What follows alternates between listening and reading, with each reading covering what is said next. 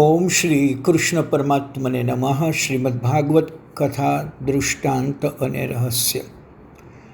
શ્રીમદ્ ભાગવતના 10મ સ્કંધના ઉત્તરાર્ધમાં આપણા જીવનમાં ઉપયોગી કેટલીક વિગતોની સમજૂતી રસપ્રદ રીતે રજૂ થઈ છે.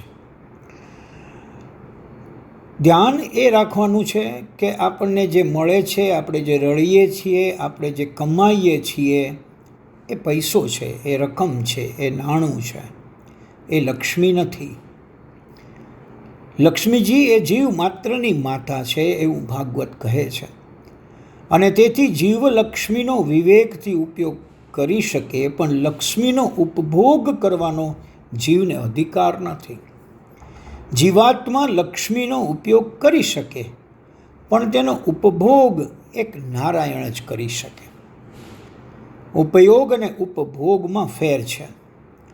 શરીરને આવશ્યક વિષયો ઇન્દ્રિયને આપે તે ઉપયોગ છે.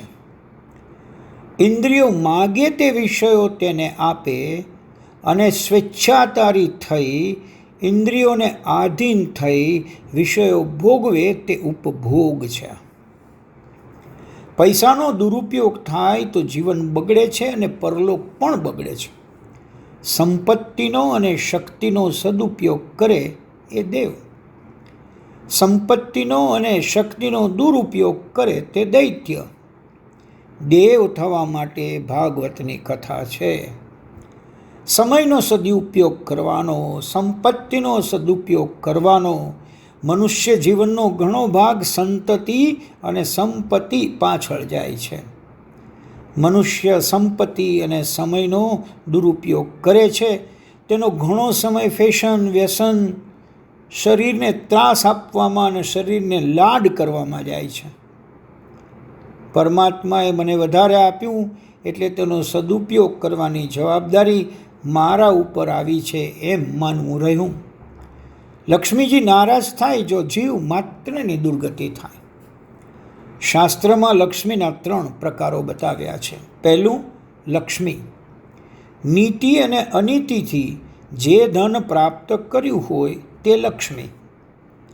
આવાઓનું ધન થોડું ભોગવિલાસમાં જશે અને તેનો સદુપયોગ પણ થશે. બીજું, મહાલક્ષ્મી.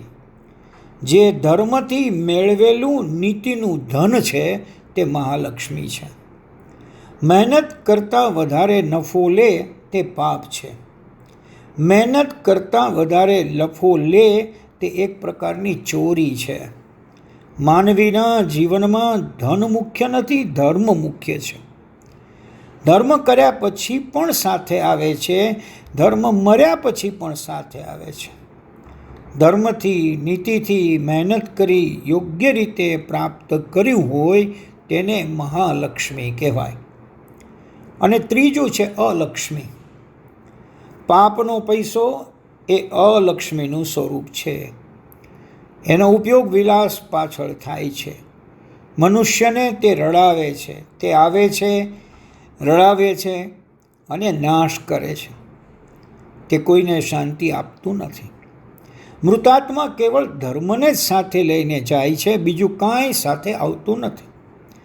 મહાલક્ષ્મી તમને શાંતિ આપશે. ધર્મ અને નીતિથી મેળવેલું ધન જ મહાલક્ષ્મી છે. મહાલક્ષ્મી નારાયણને મળે, શિશુપાલને તે ન મળે.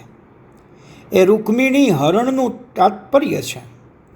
રૂકમિણી એ મહાલક્ષ્મી છે. તે શિશુપાલને મળે નહીં. તે તો જીતેન્દ્રિય કૃપાળુ કૃષ્ણને જ મળે છે. શિશુપાલ એટલે શિશુનું લાલન પાલન કરવામાં જેનું જીવન છે. એના ધન અને સમય પૂરા થાય તેવો કામી પુરુષ તે શિશુપાલ. નાના બાળકોનું પાલન પોષણ કરવામાં જેની સંપત્તિ અને સમયનો નાશ થાય છે તેને શિશુપાલ કહે છે. સંસારનું સુખ જેને મીઠું લાગે છે તે શિશુપાલ છે. સંસારનું સુખ જોઈએ છીએ તો વાંધો નથી, પણ તમે શિશુપાલ કહેવાશો. મથુરામાં ભગવાનનું એક પણ લગ્ન થયું નથી. કૃષ્ણ દ્વારકા આવ્યા પછી બધા લગ્નો થયા. એક એક ઇન્દ્રિયના દ્વાર ઉપર કાબુ મેળવવાનો, બ્રહ્મ વિદ્યાને પ્રાપ્ત કરવાની, તે પછી લગ્ન કરવાના. યોગ વિનાનો ભોગ રોગી બનાવે, અને ભોગના પાછળ યોગ ન હોય, તપશ્ચર્યા ન હોય તો તે શરીર રોગી બનાવી દેશે. એક એક ઇન્દ્રિય એ શરીરનું દ્વાર છે. કૃષ્ણ ઇન્દ્રિયના માલિક છે. ઇન્દ્રિયના ગુલામ થઈને લગ્ન નહીં કરીએ, જીતેન્દ્રિય થઈને લગ્ન કરવાનું.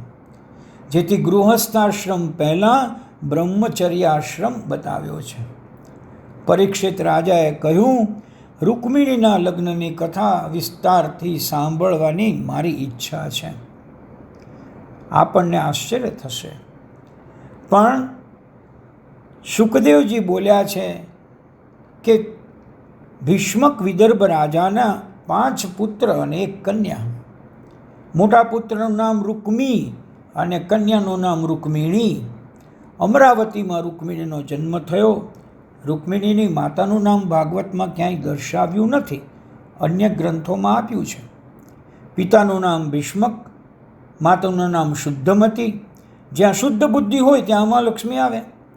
રૂકમિણી સાક્ષાત મહાલક્ષ્મીનો અવતાર છે. હરિ ઓમ.